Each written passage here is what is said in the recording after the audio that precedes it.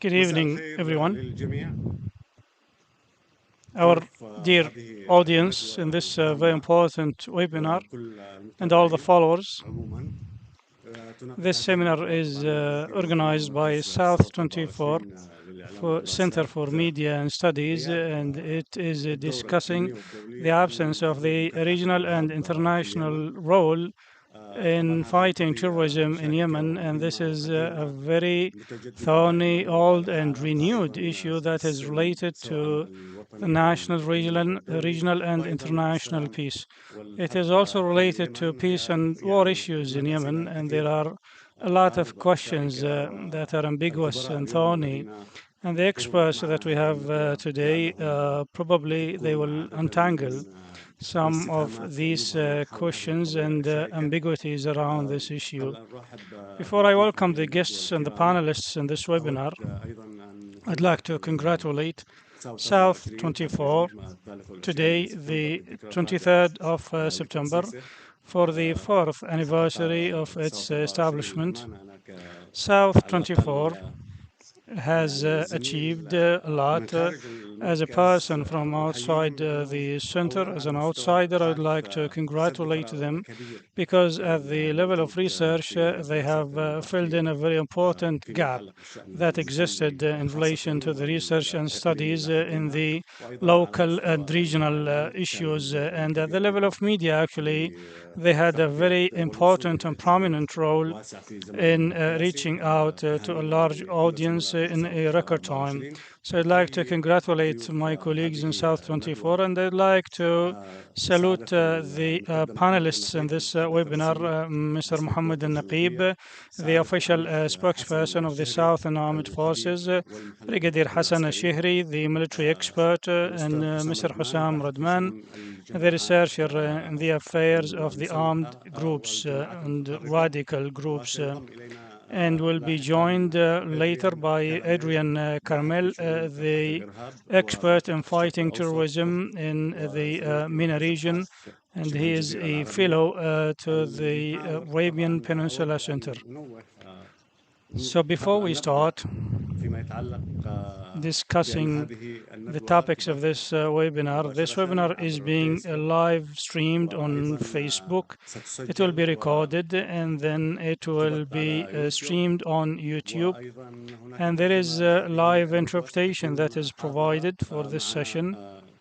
And if you wish to listen to the interpretation, if you are using a laptop or a desktop, you click on interpretation. Below it's a globe icon. You click on it and you choose the language of your choice. And if you have a mobile device, you go to the three dots more, you press interpretation, and then you choose the language, and then done.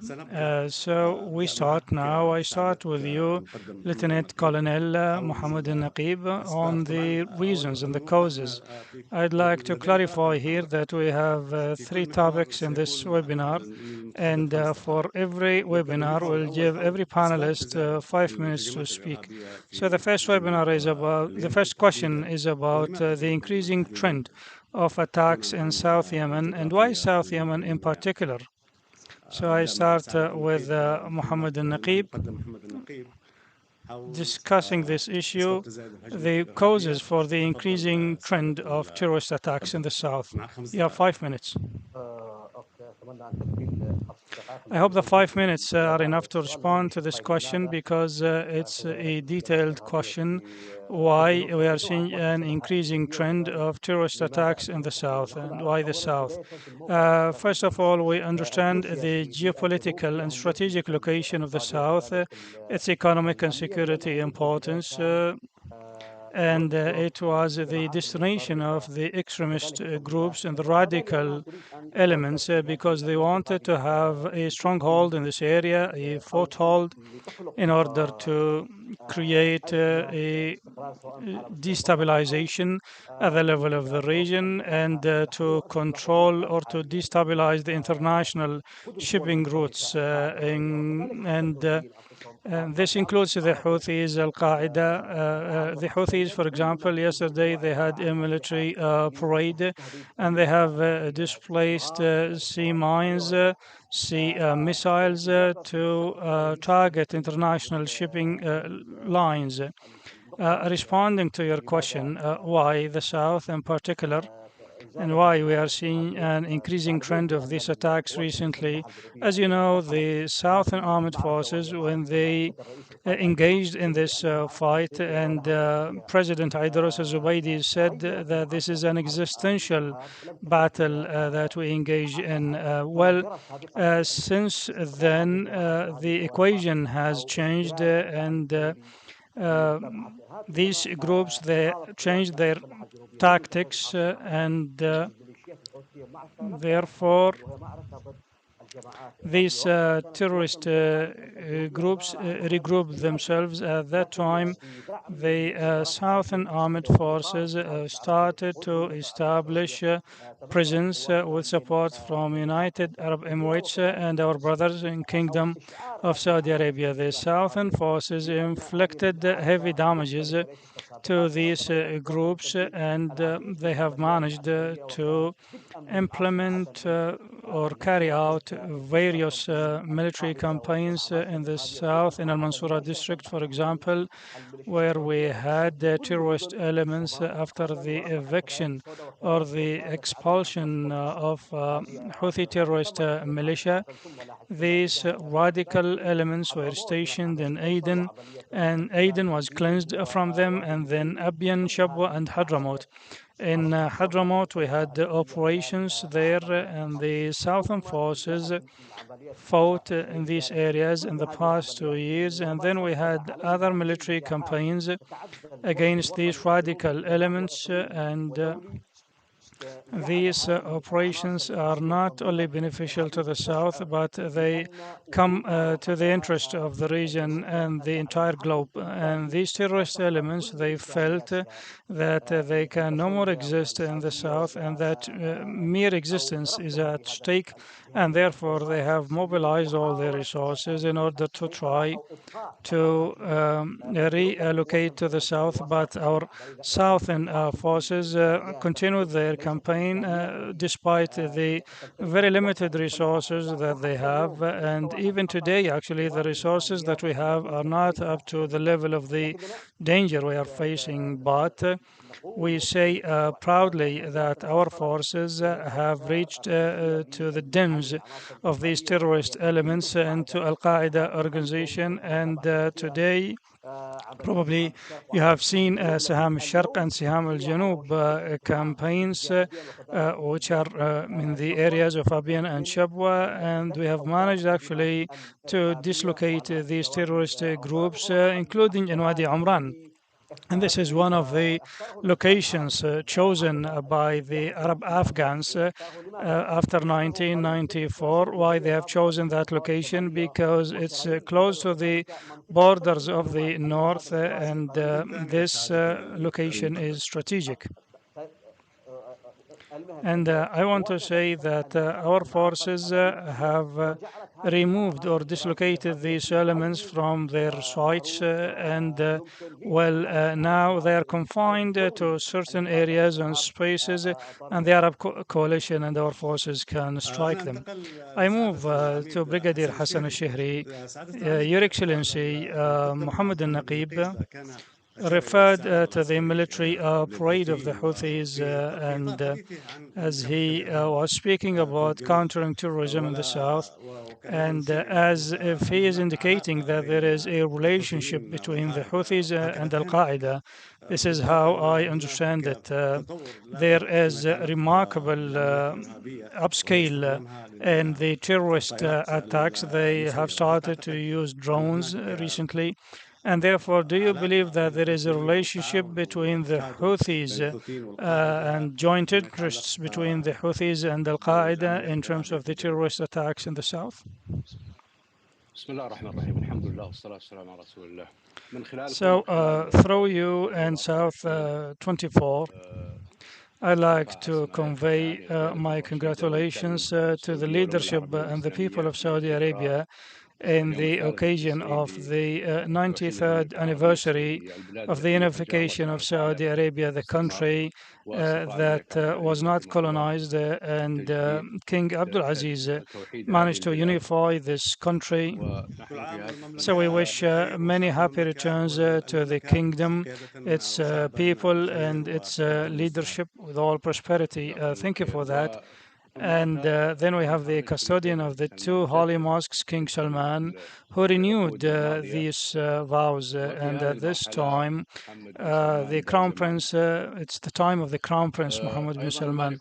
We congratulate you also on the fourth anniversary of South 24, and we hope that you continue to present facts and the truth to the people because sadly the digital media is dominated by misinformation and by lies and by fake news. So we all understand, and our dear audience understand that the conflict between good and evil started with the onset of Earth, and the terrorism does not have an identity or a religion or a nationality. Tourism was exported to our region. If we try to analyze data and we see even if they try to accuse Muslims and Arabs of being terrorists and that the MENA region is supportive to terrorism. Well, actually, what is happening in this area is a fraction of what is happening and what happened during the days of colonization by non-Arabs and non-Muslims. The Arab and Muslim world is not a place for terrorism. Terrorism was fabricated in order to accuse Muslims. We know that Britain created the Muslim Brotherhood in the 1920s, and the purpose of that was to destroy Islam.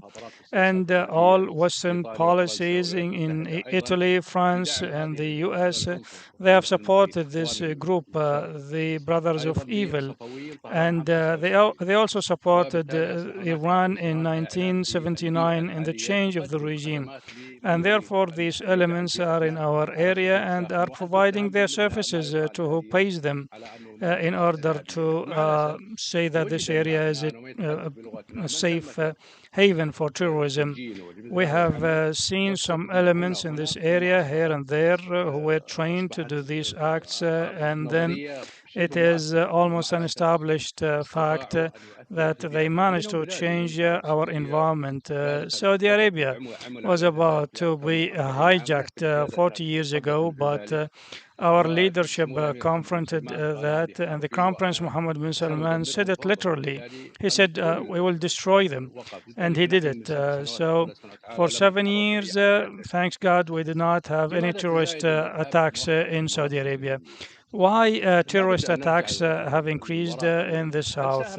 We need to go back actually. The previous regimes in Yemen, Ali Abdullah Saleh, did they contribute to that?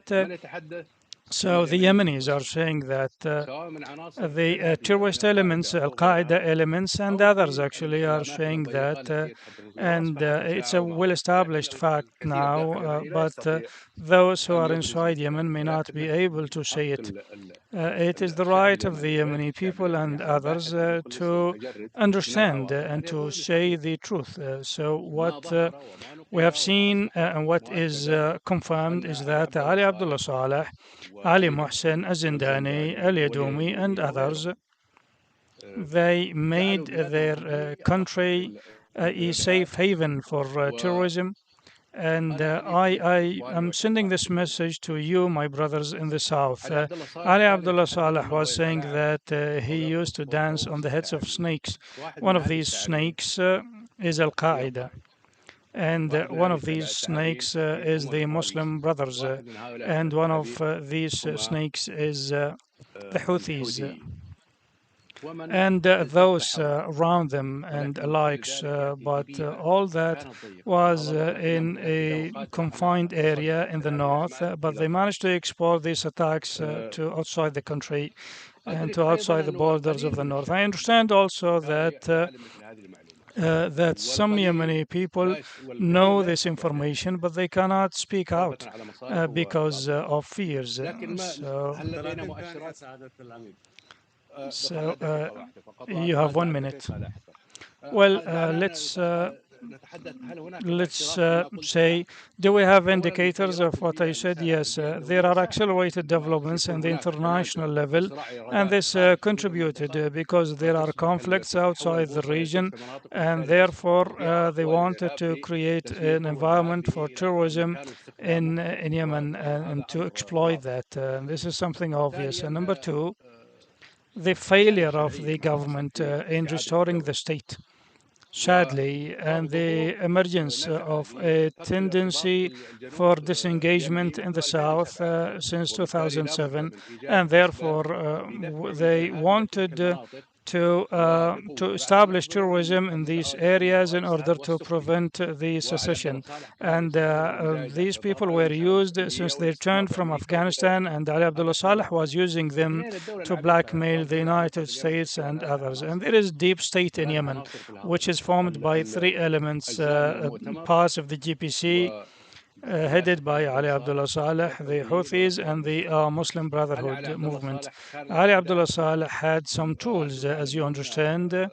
Ammar Muhammad Abdullah Saleh, he was in charge of security, and it was obvious and known that he was supporting and funding terrorism, and he was giving them the weapons and explosives. And the 4th Division, led by Ali Muhsin, was a safe haven for them, and it was a training place for them. So we had places or camps for terrorism in the north in Sana'a, Marib, Al Baida, and they have exported these elements to the south to accuse the south of being a safe haven for terrorism. Well, at that time, we did not have a state. The Republic of Yemen was not a proper state, and we cannot call it a state at that time, actually. And therefore, it is the right of part of the country to go back to pre 1990. And the truce with the Houthis gave Al Qaeda some time. So Al Qaeda elements were retrained, and they regrouped, and they mounted recent attacks against army and security. The Yemeni Muslim Brotherhood movement is an effective actor here, and they contribute to that. We'll go back to that. So we will try to make the best use of the time. We go to Mr. Hussam now. Mr. Hussam, you have heard the interventions of Brigadier Hassan al-Shihri and Lieutenant Colonel Muhammad al-Naqib.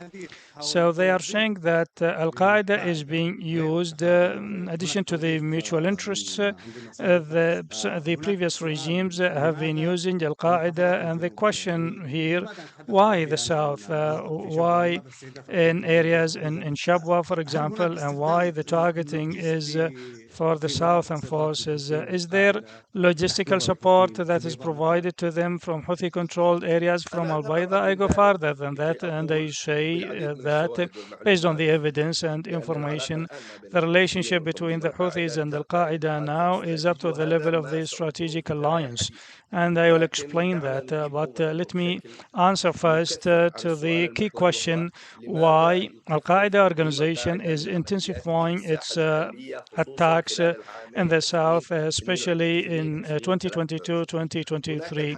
There are a set of reasons, internal reasons related to the developments inside the organization itself, Al Qaeda, and I can summarize them as follows. Number one, the south of Yemen was part of the terrorism literature. It is a very critical area. It was described as Afghanistan on the sea, and therefore there is tendency from the side of Al Qaeda organization to relocate and to intensify its activities in the south, in the coastline. Number two, which is also a very critical development, the structural change that happened inside Al Qaeda organization. So, the leadership of Al Qaeda organization, of the jihadist movement, moved from or shifted from Afghanistan to Iran. I'm talking here in particular about Saif al Adil, who is number one now in Al Qaeda, and he managed to control the Yemeni branch and to control it completely and to affect its strategy and ideology. The influence of Saif al-Adil in Yemen started from the days of Qasim al-Raimi, and he convinced Qasim al-Raimi to stop his attacks against the Houthis and to shift to the external operations. And this is an intersection between the Houthis and the Sunni jihadist movements. And on this basis, Al Qaeda organization tried to attack the American base in Florida. And this happened because of the ascent of Saif al Adil and his influence. And Batarfi, Khalid Batarfi, went one step further. He did not only resume the jihadist attacks, but he also resumed the internal attacks in the liberated areas in this current year and in the previous year. He recrafted the discourse of Al Qaeda to make it as part of the axis of resistance. The third reason is that Al Qaeda organization has a number of organizational crises that led Batarfi to follow the policy of running to the front and trying to attack UAE and its local allies, in particular the STC. And there is also a severe financial crisis inside Al Qaeda organization, and therefore Al Qaeda organization started to provide its services to those who pay in order to receive funding from Saif al Adil or from the Houthis. So, this is in relation to the internal reasons that led to the intensification of the activities of Al Qaeda recently. Concerning the regional developments, well, there have been three reasons.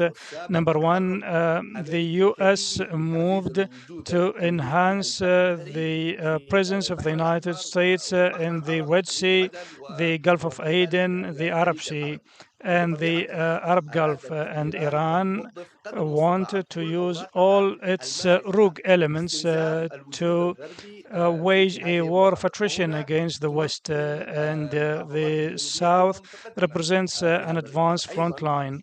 And number two, the formation of the PLC in Yemen in April 2022 represented a very important change. Why? Because Al Qaeda, when they relocated to the south, they were betting on the continued internal conflicts between the STC, Hadi, and the Islah, and they wanted to create a kind of tactical alliances with all the forces against Abu Dhabi. So the formation of the PLC eliminated this conflict, and number two, the two prominent figures in the PLC are known of being the leading terrorism fighters in Yemen, Rashad al-Alimi and Aydrus al-Zubaydi. And therefore, the official position of Al-Qaeda when the PLC was established was to consider the government as infidels, and they have issued religious fatwa or edicts saying that the government and all those who work for the government are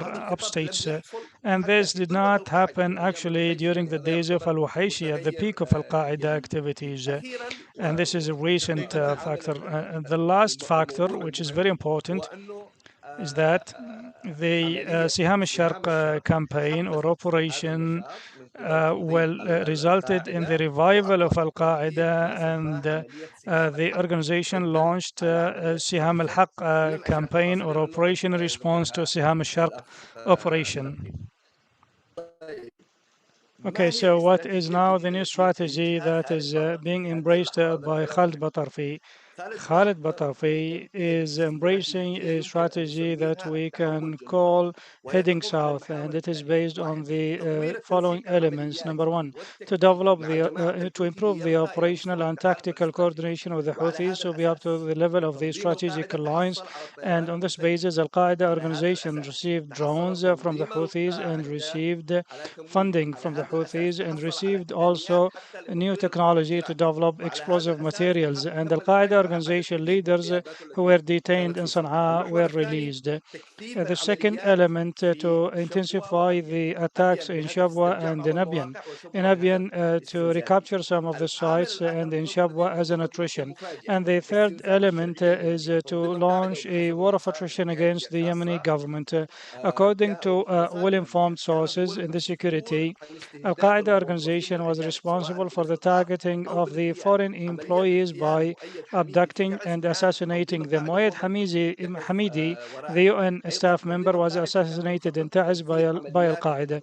And Al Qaeda was also planning to wage attacks against the government in Aden, Aden, Abian, and Hadramaut, and it failed. And Al Qaeda organization still has within its agenda the targeting of the Western interests in the region. And here they have the Arab coalition forces as a target, and they have already targeted the UAE forces in Shabwa using drones, and they also want to attack the Saudi forces in Hadramaut and in Al Mahra, as well as the navigation. We'll come back to this point because it's very important, Hussam. So we will give every panelist 7 minutes instead of seven. So we'll move to the second topic, and well, the order will be different now, not the same order that we started with. So, in every topic, we'll have a different order. And here I will start with Brigadier Hassan al-Shihri, then Hussam, and we will conclude the topic with Muhammad al-Naqib. And then in the third topic, we will change the order as well. So I'll go back to you, Brigadier Hassan al-Shihri, and you have 7 minutes, and you already talked about the European and the U.S. intelligence are making terror in the area, and we are talking here about the reasons for the absence of the regional and international role in combating terrorism in Yemen. So, give us some examples why the regional role is still absent, with the exception of the Arab coalition and the two key states in it, Saudi Arabia and UAE, but also probably the efforts of the Arab coalition and its countries.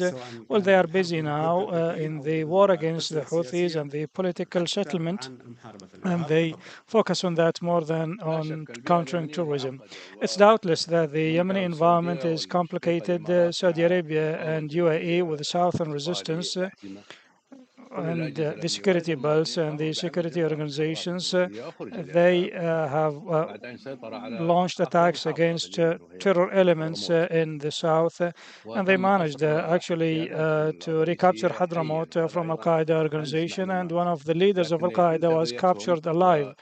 And this is very important. But the terrorist elements are being harbored and provided a safe haven in some army camps. At the regional level, there are a number of countries that support tourism and they host it, they harbor it. For example, don't know, can you hear me? Yes, we can. For example, the leaders of Al Qaeda and ISIS, where are they? In Iran. Who assisted them? Three local elements with Western support: Iraq, Iran, and Syria, supported as well by Lebanon, Hezbollah, and facilitation is provided by Turkey. The United States is also protecting these operations for certain purposes that they have or certain aims. So Iran is harboring Al Qaeda and ISIS, Iraq, Syria, Lebanon, Yemen, Somalia, Sudan, Libya, and Turkey.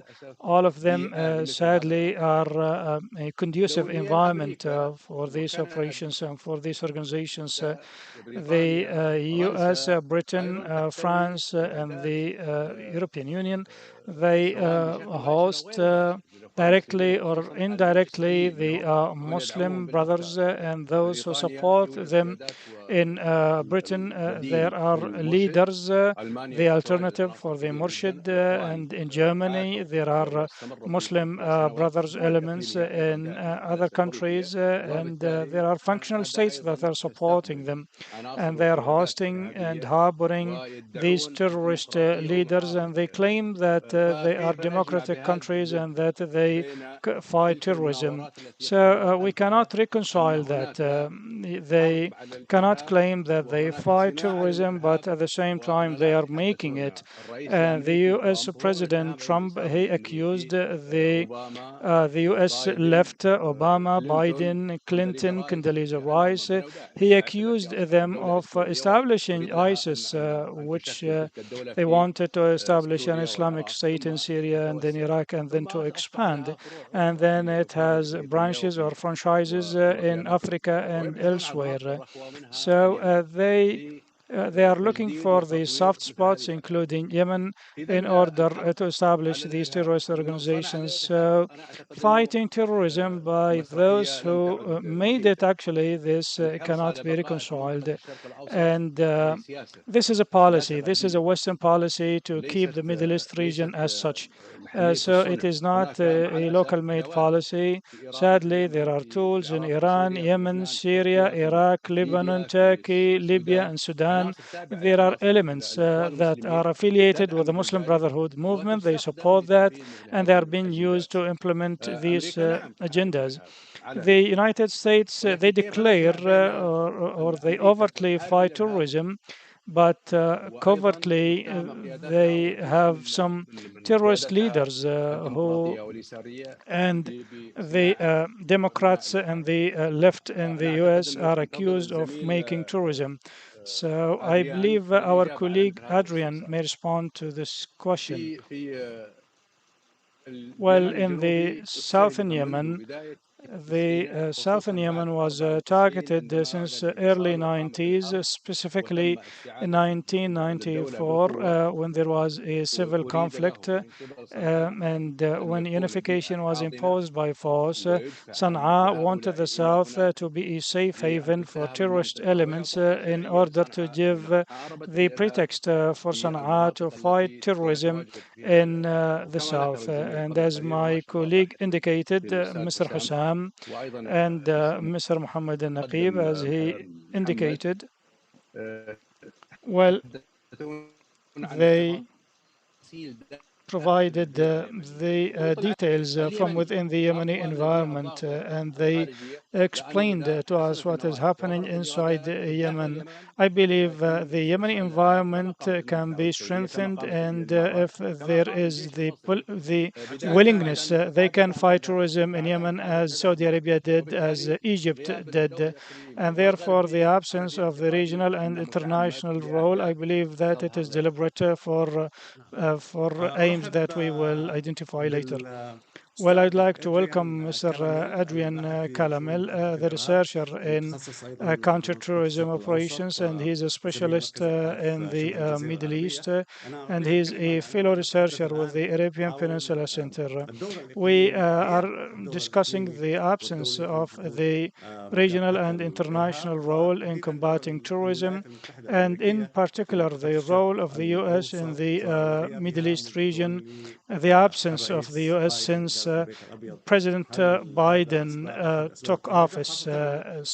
So Brigadier Hassan al-Shihri already indicated to the contradictions or the paradox between what he described making tourism in the area by some intelligence organizations. Mr. Adrian, you have the floor and you have 7 minutes.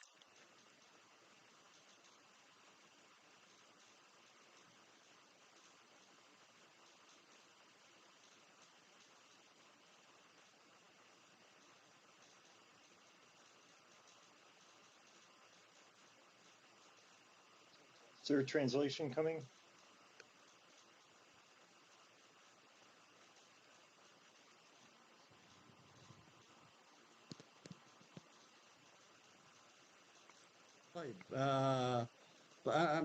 So, okay, well, I'll try to explain to you to use the interpretation channel.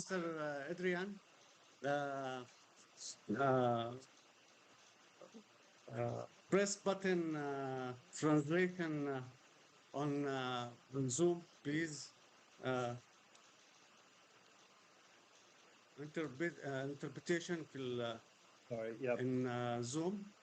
I can hear it now. Sorry. Yes. So what was the crux of the question here?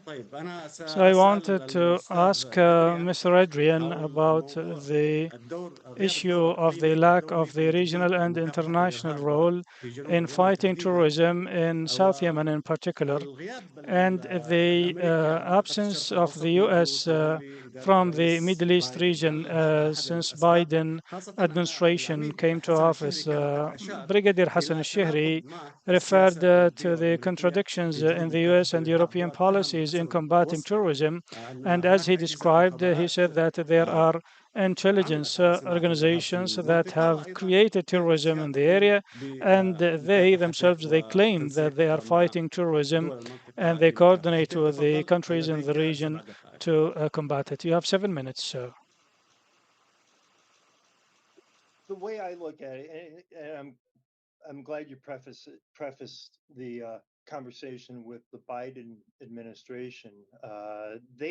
We have to remember that one of their first actions was to take the Houthis off the foreign terrorist organization list.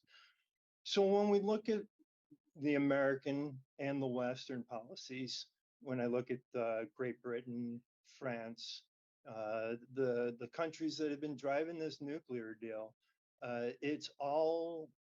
If you look at Yemen in the Middle East, it's all needs to be framed around the Islamic Republic of Iran.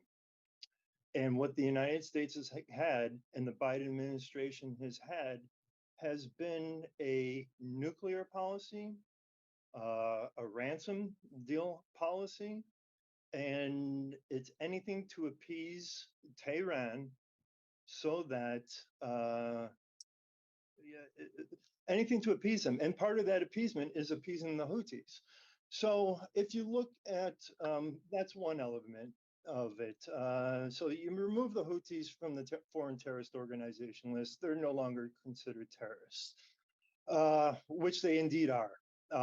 Then you look at AQAP, and people have underestimated their strength, their abilities. They have taken some major hits over the years, but as we like to say in America, they have a very deep bench. They keep on filling individuals. So when Nasser al-Wahishi's taken out, they're able to fill it with Batarfi.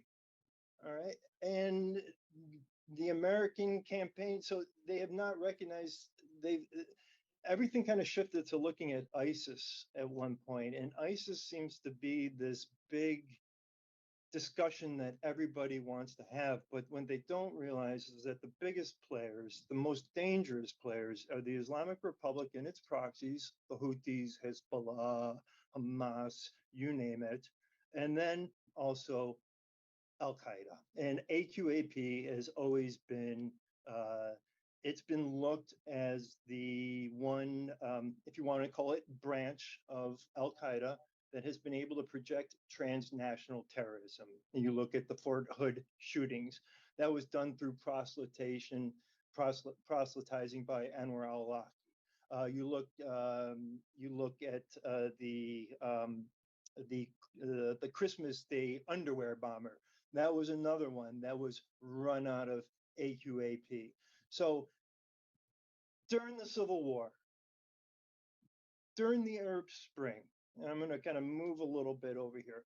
Zawahiri, the head of Al Qaeda, gave a directive, said, your job is not to attack Western targets. It's not to lash out at the West.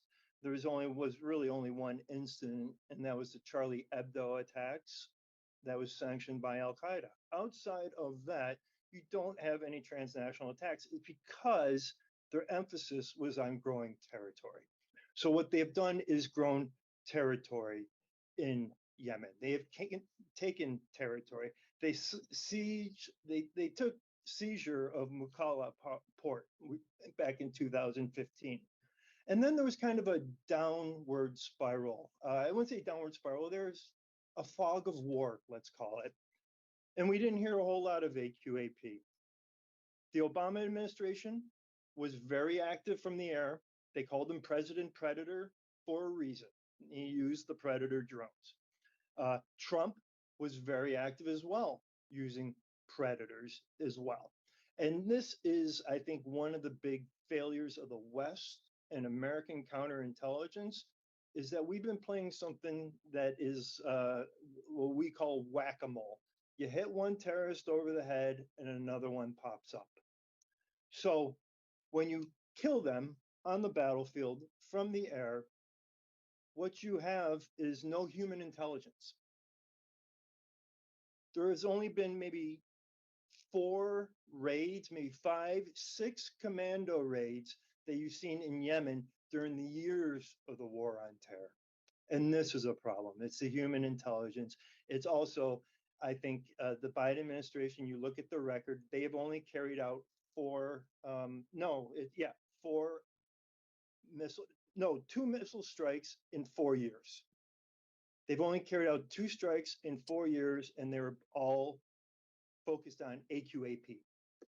So I hope that, and finally, my last concern with the counterterrorism in the Biden administration is them not understanding the threat that the Houthis pose, and that the Houthis and AQAP will work together, despite past differences, despite attacks, when they're united against a common enemy, and that common enemy is the STC and the South right now. They will, and that's why I think the Houthis are in a holding pattern, and that's why we've seen this uptick in AQAP activity since May of 2015, and it's only increased. Okay, you still have a minute and a half, Mr. Adrian, and we are talking as well. If the targeting of the Al Qaeda leaders, the human elements, is not useful as you indicated, why there aren't counterterrorism efforts with the forces on the ground, at least the forces that can be trusted by the US? It's unfortunately, it's a purely political decision. The United States, I hate to say it, but some people are saying, and they're right, if you inflict enough casualties on the Americans, they will cut and run. Trump, when they did launch that one ground operation under Trump, there were casualties. There were American casualties, there were some Yemeni casualties, and there were some AQAP individuals that were killed. But the backlash from that was enormous in the United States. And this was a plan that was during the Obama administration and then carried out during the Trump administration. America right now, with the Biden administration, are party of retreat. You can see them pulling out of Afghanistan. You see them pulling out of the Middle East. You see a complete vacuum. The only place where they seem to have been putting some interest into is the Ukraine. Yes, I thank you, Mr. Adrian. We'll come back to you. And the third topic of this webinar, I move now to Mr. Hasham Rudman. And in the first part of your intervention, Mr. Hasham, you discussed what you call the strategic alliance between the Houthis and Al Qaeda. But as long as the Houthis themselves, since their coup in 2014, they claim that they are fighting terrorism in Yemen, And you have indicated that Al Qaeda obtained drones from the Houthis as a potential source of these drones. In your statements, you were almost certain about it. So, what will be the image of the Houthis now in the eyes of those fighting tourism? So, will they continue to present themselves as tourism fighters, or is it, as Mr. Adrian referred to, they are a potential danger in terms of terrorism and they are equated to Al Qaeda? Mr. أعتقد Hussam? بأنه مسألة I مكافحة believe that الإرهاب the بالنسبة issue of للحوثي countering هي terrorism for معتمدة the على Houthis الحزب relies on الشيوعي the عندما كان feasibility of it. So, مناداتهم when they بأنهم were الطرف الأقدر على claiming that مواجهة they are الإرهاب the party السني capable of كان ذلك combating the يمنحهم Sunni إمكانية terrorism that تمدد، allowed لكن them اليوم to وقد expand on the field, on انتهت the ground.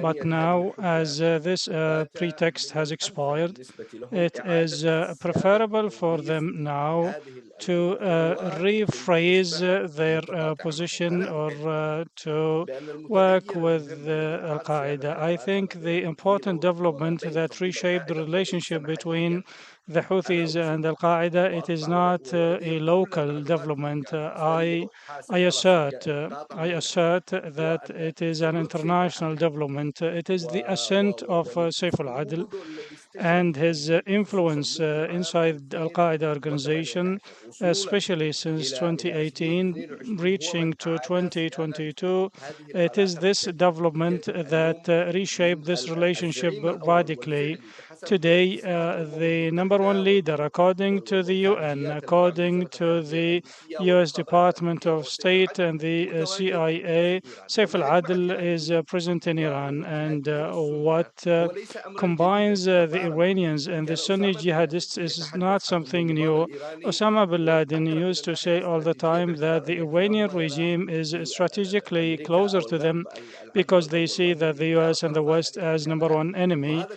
And he التعاون said طالما that كان they في can الغزو complement each other الأمريكي and they can على work together. أفغانستان And فرقوا this happened بهذا actually الاتجاه when the US إلى اليوم. invaded وهذا الأمر Afghanistan. All Al أصبح Qaeda محسوما leaders اليوم، لم يعد escaped to Iran. محل So جدل. this ولكن is دعني a أعود fact, an established كي fact. نجيب على الأسئلة So هناك let me respond to the وكي existing لا questions. نعود And نكرر بعض here I القضايا may التي repeat سبق some of وأشرنا the إليها. فاليوم نحن نتحدث general ideas بنصف that I المشهد have الراهن. already المشهد الراهن indicated. يقول: هل Today we are هناك احتياج describing the لدور current الدولة في scene. مكافحة The الإرهاب في current اليمن؟ هذا scene السؤال المحوري. is about the أعتقد absence of the أنه قد regional and يكون من غير international role in المبالغة combating إطلاق terrorism in حكم Yemen. I بغياب الدور think الدولي في it مكافحة is an الإرهاب في اليمن، overestimation to لطالما say كانت that جهود the مكافحة international الإرهاب في efforts in اليمن Yemen are الإقليمية absent, are والدولية completely مرتكزة absent. على ثالوث أساسي: The regional and الولايات international المتحدة من counterterrorism خلال efforts ما in Yemen were تمتلكه من based on معلومات three ومن خلال elements. ضرباتها The الجوية United المسيرة. States, with the اثنين: information, the intelligence they السعودية من have, and خلال their تجميع drone المعلومات attacks. And number two, والاستخباراتية. Saudi ثلاثة: Arabia, الإمارات based العربية on their المتحدة من intelligence خلال that they have. And number three, تواجدها the United على Arab الأرض. Emirates, as وبخلاف they are ما present on يقوله the الزملاء ground.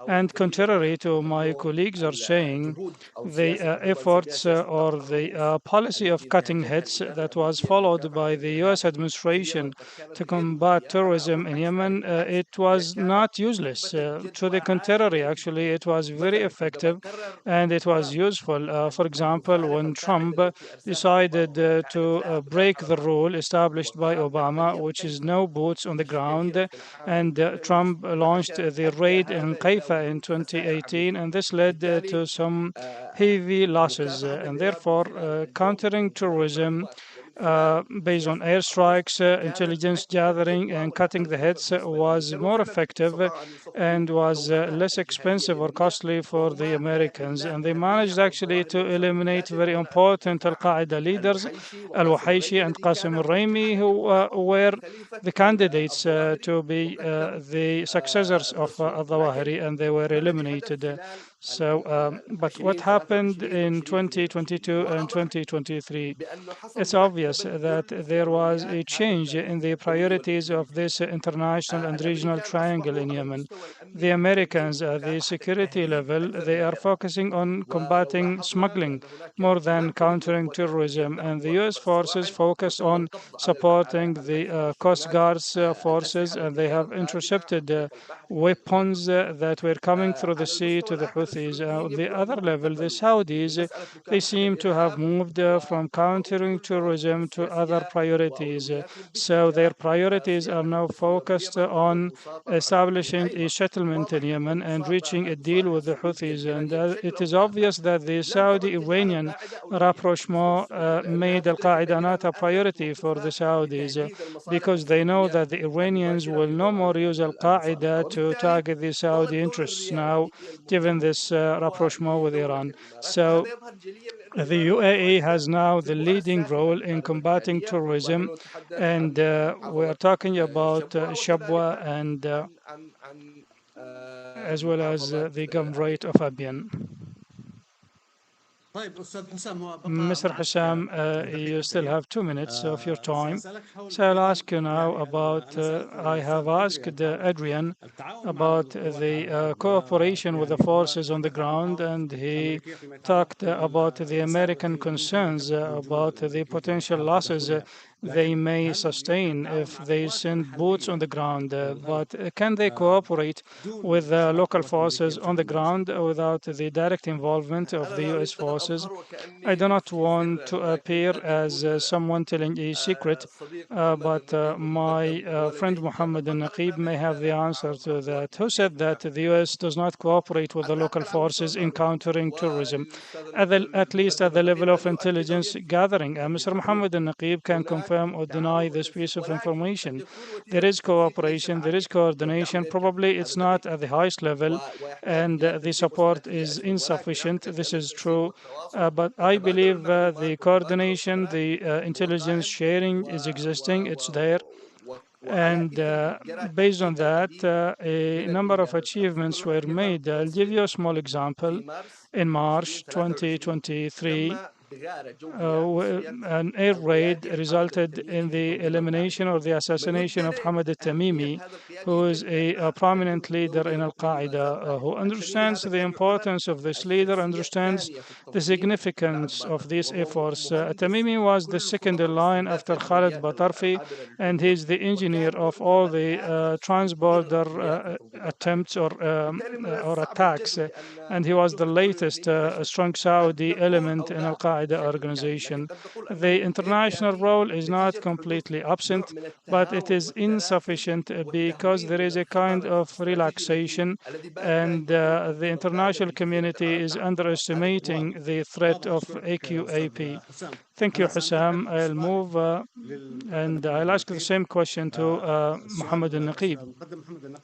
So the question raised by Mr. Hussam Radman on is there cooperation at least between the Southern forces and the U.S., at least in terms of intelligence gathering and sharing in countering terrorism, especially in Abiyan and in other governorates after the Siham Sharq operation? And I have another question. The role of drones, the Houthi drones.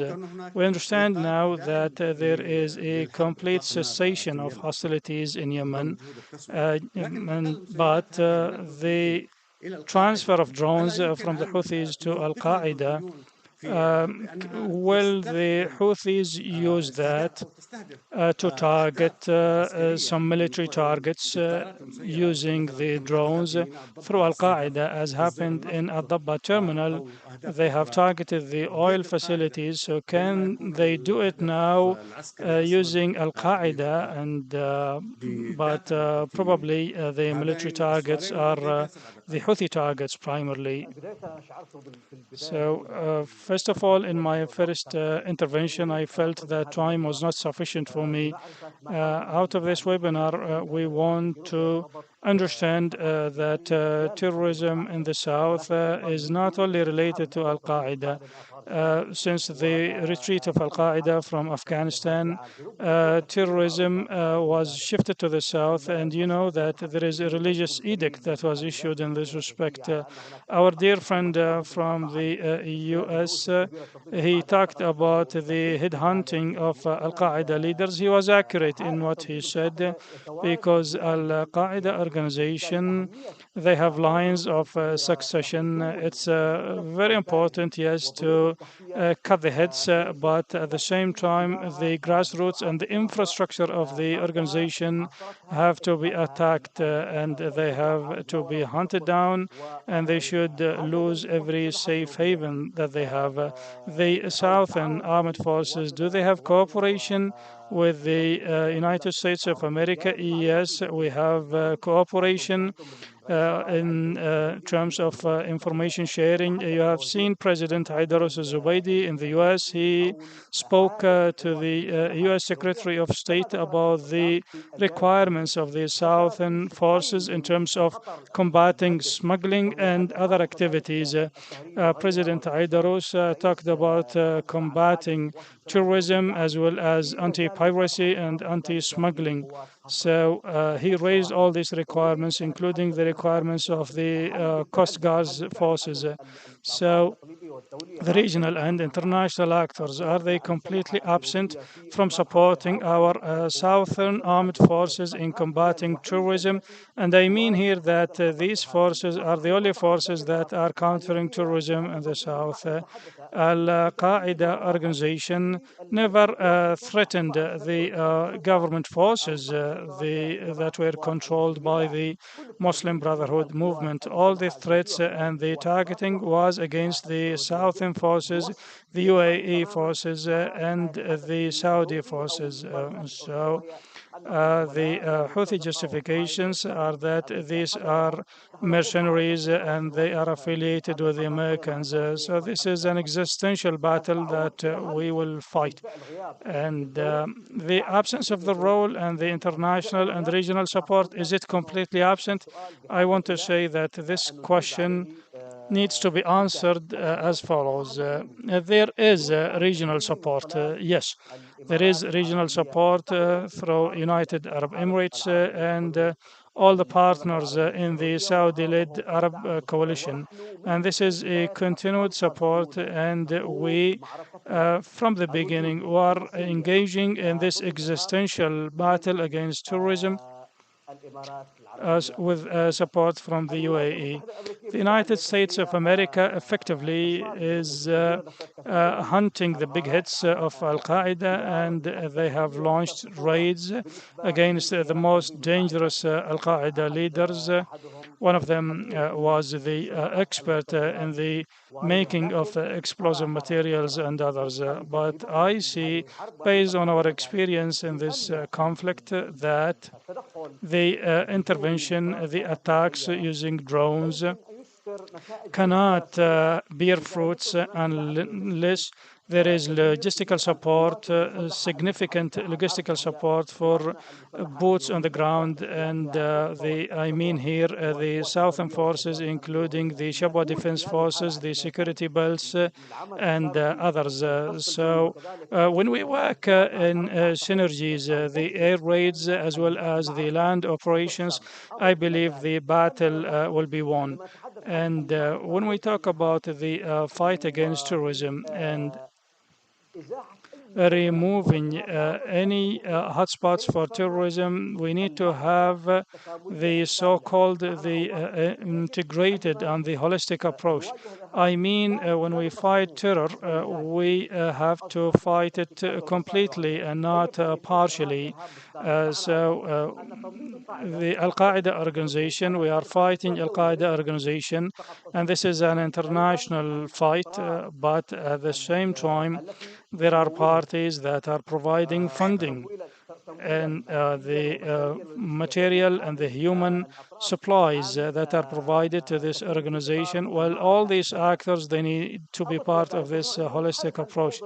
And when we say that we engage in this battle and these achievements that we are proud of, we understand that these terrorist elements may come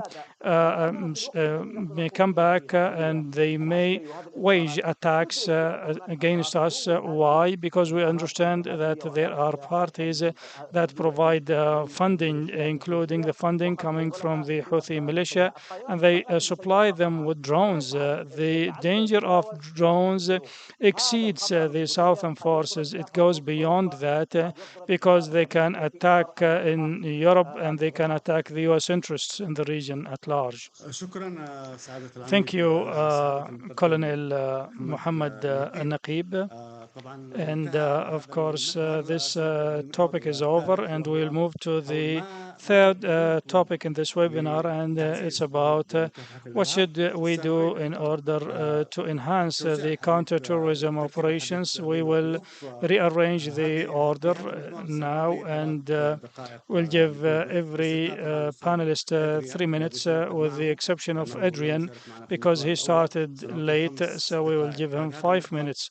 And after that, we'll have 5 more minutes for questions from the audience. So, what is required from the countries in the region and from the international community in order to strengthen the counterterrorism operations in Yemen? I start with Adrian, and you have 5 minutes. Please, you have the floor. Those are great questions. I would start with the This is a very critical time. I don't think people realize there's a lot of things going on right now. The Islamic Republic has just become flush with cash through basically $16 billion that has been handed over by this government. That's going to be spread around to the Houthis, and that's going to be spread around to Hezbollah. That's going to be spread around to all these proxy groups who are a threat, and Houthis are a threat to the STC. Then you also have, as Hussam rightly mentioned, Al Qaeda has specifically mentioned that Tehran is Al Qaeda's core facilitation pipeline. Saif al Adil, the leader of Al Qaeda, he is the leader. He's been sitting in Tehran for decades now. So, what needs to happen is we've got to repair some. I don't know how you repair the damage that has been done over the last 3 years, but there has been an immense amount of damage done. I'll just look at the Saudi case, for example. The, the Saudis were in this effort. They were part of the Gulf coalition dating back into the Trump administration. Then all of a sudden, and this is where U.S. has a real problem, where national security becomes political. So in 2018, what does happen? So you have midterm elections. All of a sudden, Congress, the House of Representatives, is controlled by a rather radical wing of the Democrat Party, and they clip the wings of the what America can do as far as supporting the Saudis. Then you move fast forward to this deal, the everything that's been working up to this, talking about delisting the IRGC as a terrorist organization, crazy stuff. And now we finish it off with $16 billion in cash that's going to be spread around to the proxies. A hostage exchange where we get 5 hostages back and they leave 2 there. So Saudi Arabia is looking at this. Everybody in the Gulf, Egypt's looking at this. Egypt was just denied more military funding unless they improve their human rights records. No mention of the Islamic Republic's human rights records. So a holistic approach. The United States needs to, from my position, talking as American, needs to work with its allies. It needs to work with the UAE. It needs to stop pushing Saudi Arabia into not a strategic partnership, but I would say a tactical partnership where they're saying we have to deal with a nuclear armed Iran that has not had its sanctions enforced for 3 years. They've built their foreign currency reserves. And also talking about timing, you have the UN arms embargo on the Islamic Republic ending in October. What that means is the Islamic Republic can sell their arms on the open market. And what they're going to do, and they've already shown it, they're flooding the Ukraine with drones. In Yemen, There's transfer of technology between the Houthis to AQAP with drones. So this opens up a whole range of possibilities. My view has always been you need to come down tough on the Islamic Republic. Because if you look at their project, they are an imperialist power. They started with Lebanon, they took that. We opened the door for them in Iraq, they took that. Syria, they've taken that. And Yemen is the last piece that they want to fall into their control. So the international community needs to get serious about this quickly. They need to call terrorists for what they are. The US has their fifth fleet there.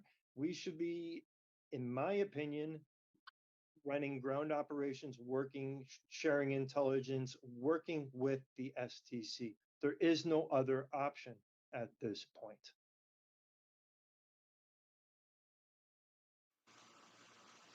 Yes, I'd like to thank you, Mr. Adrian. The intervention was very clear. And I move now to Mr. Hussam. We will leave the military people to the end, so the questions can be focused on the military affairs on the ground. So I move to Hussam on the political issues. Adrian was saying, or he pinpointed the problem as lying with Iran, and you have referred to the role of Iran and the strategic cooperation between the Houthis and Yemen and Iran behind that. So now it seems that Iran, either in Yemen, Lebanon, Iraq, or even in Ukraine, Iran wants the region and wants the actors in the region to come to it in order to settle things as a result of the problems and the threats in order to deter the evil of Iran. So when now Saudi Arabia or the US goes to Iran, and when the US pays a ransom to release the detainees, and the Saudis as well, they went to Iran for de escalation in the region. Do you think that this will prevent Iran from further escalations in Yemen and in other countries, or will it increase the appetite of the Iranians and they will cooperate more with the terrorist organizations, including the Houthis and Al Qaeda?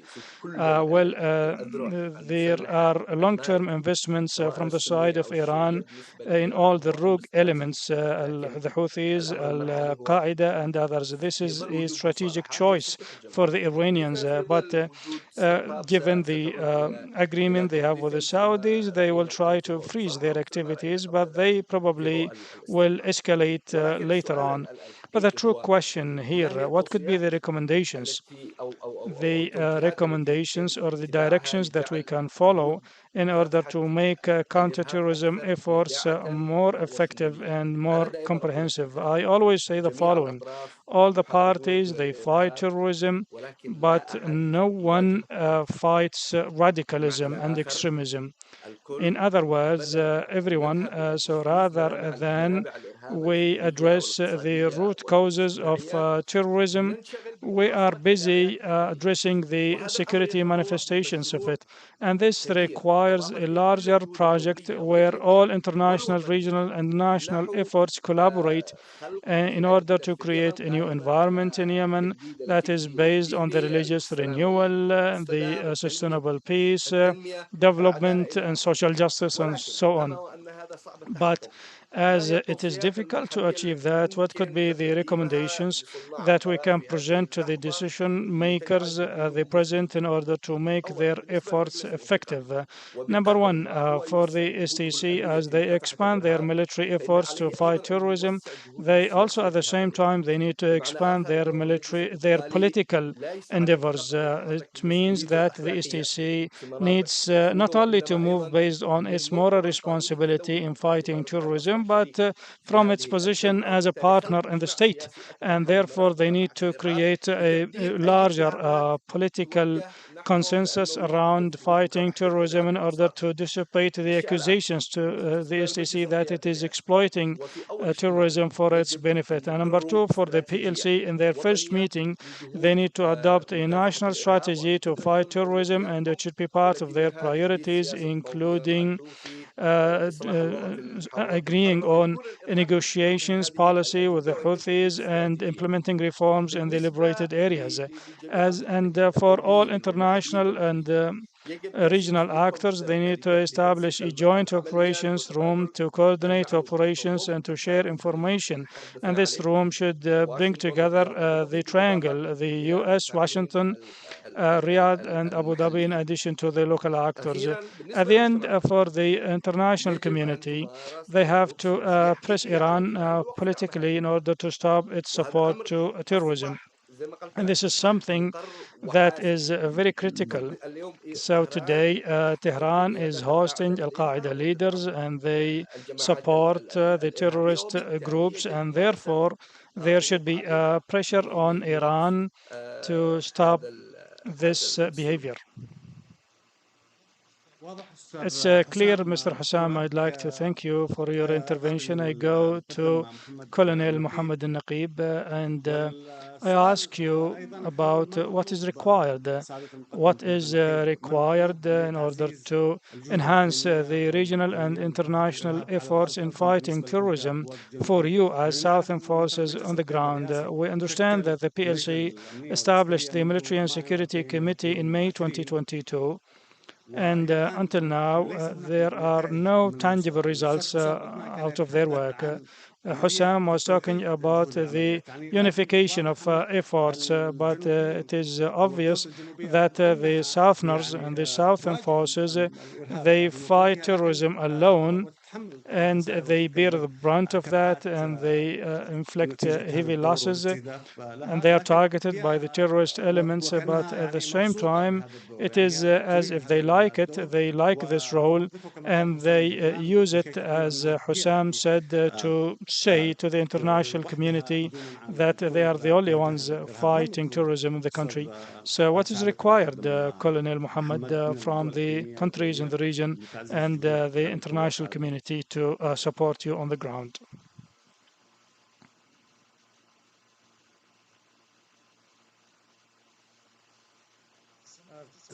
Can you hear me? Please open your mic.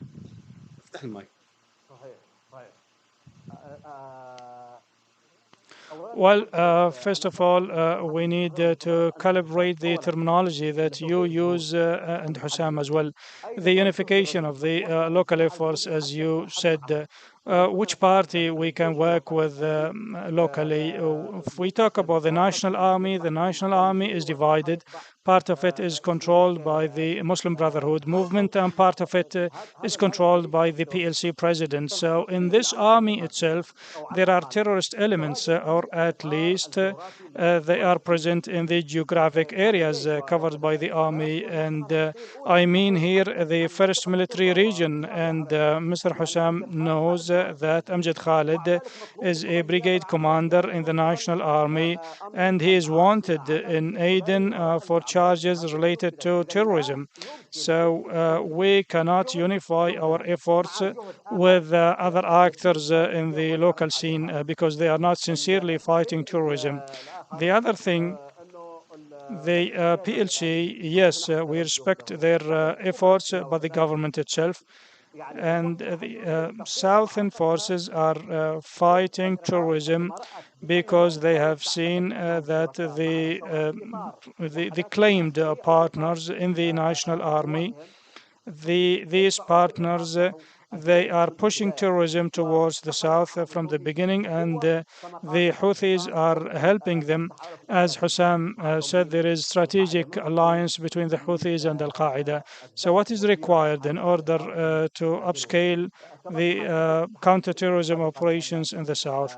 As I said, the logistical support to our forces, especially the quality weapons that can equate what Al Qaeda organization has in terms of the drones, the sophisticated drones they obtained from the Houthis, in addition to fostering intelligence gathering. As Hussam said, we need to create an operations room for the important triangle in fighting terrorism: the US, the United Arab Emirates as well as the Kingdom of Saudi Arabia, in addition to the key aspect or partner, which is our southern forces. And they say that they are key partner because they are fighting terrorism on the ground, and they seize control of the key strongholds of Al Qaeda organization. And these strongholds were kept intact since the invasion of the South in 1994. So, as I said, the battle when we want to eliminate terrorism, so we have as international community and as an international war against terrorism, we have to follow a holistic approach and a comprehensive approach to address the human element of it, the leaders, the field leaders, the top leaders, and we need to address the financial resources of terrorism.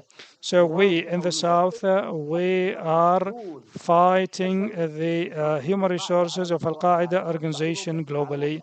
So you know that many of the terrorist attacks were launched against targets outside the South, actually. And Al Qaeda organization, they can recruit people in Yemen, and therefore, although it seems that Europe and the US probably, despite the importance of fighting terrorism, they view Al Qaeda in Yemen in particular as no more a threat, direct threat to their strategic interests and the targets on their soil, with the exception of the shipping lanes and the international navigation routes. So I seek the opinion of Brigadier Hassan al-Shihri here. The United States, are they underestimating the danger of Al-Qaeda organization in Yemen? That's number one. And number two, as we speak about the rapprochement and the possibility of having a permanent ceasefire in Yemen, will this help in fostering the military efforts to fight terrorism in the country? You have 3 minutes. First of all, I'd like to thank our friend from the US for his clarity and his candor. It's very important to listen to non-Arab voices that have a clear understanding of the environment and the dynamics in the region and the international level. So I will try to respond to the key question first.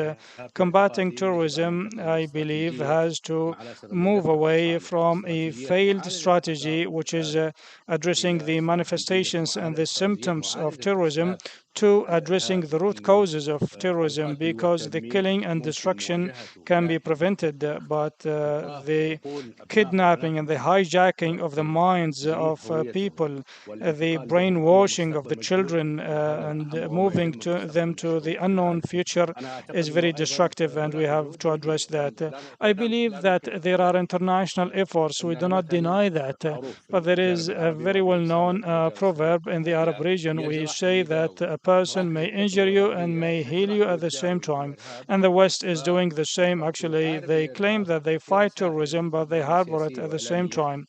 For political purposes, they claim that they fight terrorism, but at the same time, they support it. I'll give you some indicators here. The Pope, for example, when he visited Iraq, he expressed sadness for the Yazidis who were persecuted there. And we feel this pain as well, but he completely ignored the 1 million Iraqis who were killed by Iranian militia in Iraq, and he ignored what happened in Syria, Somalia, Libya, and Sudan. And he represents Christianity and the message of peace from Christianity. And the Congress, sadly, they have exposed themselves when some congressmen requested the U.S. administration to stop supporting the Iranian militias in Iraq. And this is an evidence that they support it.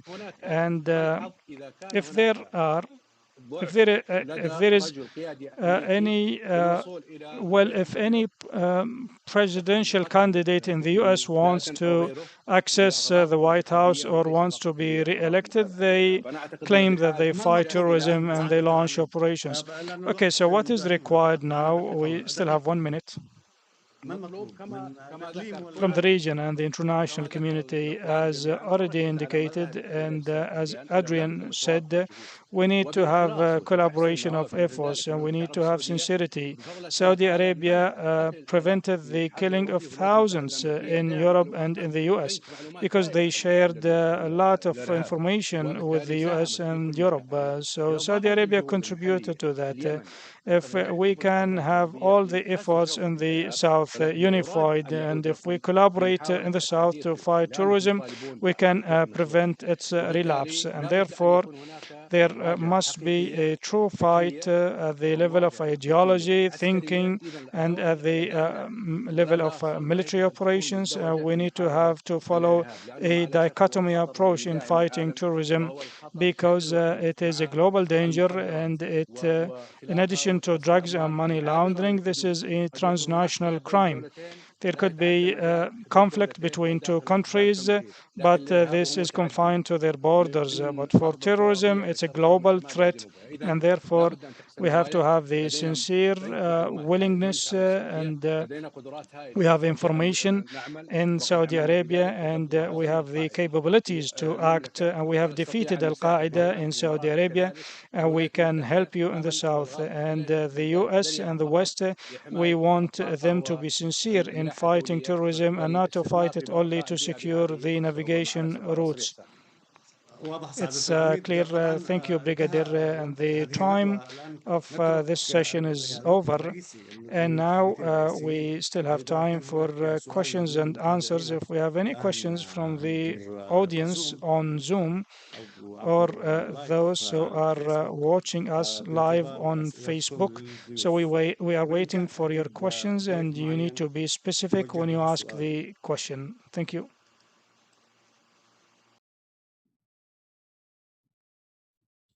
Okay, the researcher, Dr. Ahmed Ulayba, the researcher in the affairs of the regional security. Please, you have the floor. I'd like to salute you, Izzat Adrian, Brigadier Hassan Al-Shihri, and Colonel Muhammad Al-Naqib, as well as my dear friend Hussam Badman. It was a very informative session, and it shed light on a very important issue. And in fact, I have some points that I wanted to raise. The first point is about the structural framework of Al Qaeda, because for more than a year since the elimination of Ayman al Zawahiri, there hasn't been clarity on the structure of the organization because the US embassies said that Saif al-Adl is in charge of the organization, but probably there could be others. The other point is that the structure, the network of the organization in terms of the structure. So, for example, the relationship between the Yemen chapter to the mother organization. I think historically there have been disparities between the organization in Yemen and its relationship to the mother organization. And in relation to Yemen, in particular, after USS Cole, if we analyze it, we will find that there are details about this relationship, but this is still standing, these differences or disparities. And the second point, this organization is flourishing and is prospering in more than one region. In Afghanistan, after the departure of the US forces in the Levant area, in the African Sahel area, In all these areas, the organization is regrouping and reestablishing itself. And therefore, I believe that there are organizations of Al Qaeda, not one organization. So there are multiple branches for the organization, and they have become more powerful than the mother organization itself. And the last point is the issue of the situation in relation to Yemen. Very important things were said by the colonel in relation to fighting terrorism, and Hussam referred to a very important point, which is about drawing out the sources of funding. And he is talking from a realistic perspective based on the conditions in Yemen.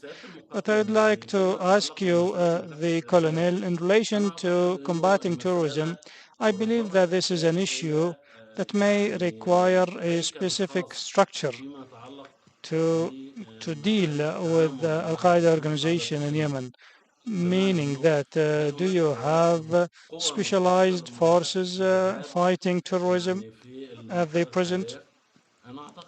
I think this could be a very important point because these forces may require certain training, quality training, certain kinds of intelligence gathering and databases and so on.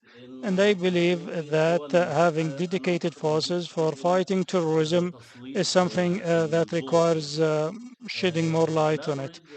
Without any further ado, I'd like to thank you for this very informative session.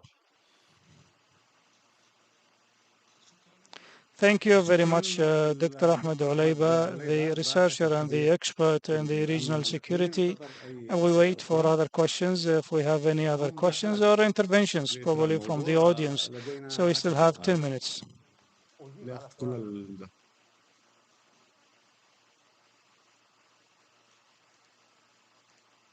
Well, he asked the question to me. Can I just address those last few statements real quickly? One, the structure of Al Qaeda. This is something that we've been playing with for 20 years here. We hear from the United States, core Al Qaeda, Bin Laden. He's a lion in winter. He's no longer involved. Well, no, he was actively involved. Zawahiri was actively involved. He went to Syria and got involved in a dispute between Baghdadi and Jalani over who was going to run the jihad in Syria. And let's circle back to who supports Al Qaeda, who's the core facilitation pipeline, and that is the Islamic Republic of Iran. And Saif al-Adil has been given safe haven there for over 20 years. He's been palling around with Soleimani when he was still alive, Imad Muniyah from Hezbollah. So I think he and analysts believe he is the most logical person to put in place. All right. That's the one thing. Global organization talking about the conflicts between this group and that group. When they break away, they go to ISIS and they go to ISIS and usually it's because they're kicked out of the organization. All right. For various reasons, they make that change. Al Qaeda they run on a decentralized model, but they are centralized to a degree, which sounds paradoxical. So they are decentralized, where you can't cut the head off the top of the snake. We've seen that. We saw that with Bin Laden, Zawahiri, and now who comes next. So you can't do you can kill them, absolutely, but there's going to be someone that's going to step up, and they have very capable leaders to take those places. So thank you. I'm sorry for stepping in. I had to address that core Al Qaeda because people would say that Waheshi was not part of Al Qaeda. He was just a franchise. He was a franchise member of AQAP. He was a very deadly, dangerous individual and probably wouldn't have taken over had he not been drawn.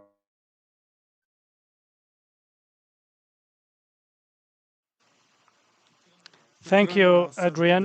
And it seems that Colonel Ahmed al-Naqib has an intervention. You have 1 minute, and that's the last minute.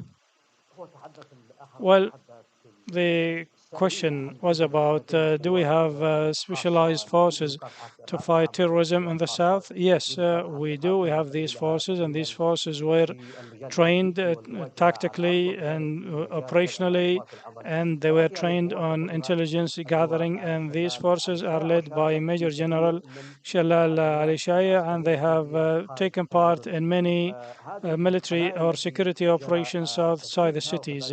And these forces have been very instrumental in apprehending senior Al Qaeda leaders. So we have these specialized counterterrorism forces, and the training and the equipping for these forces was done by UAE. And we also, in our military units that have security in nature or quasi or paramilitary units, we have specialized smaller units for countering terrorism, as I indicated, in their modus operandi and in their security operations and in terms of intelligence gathering.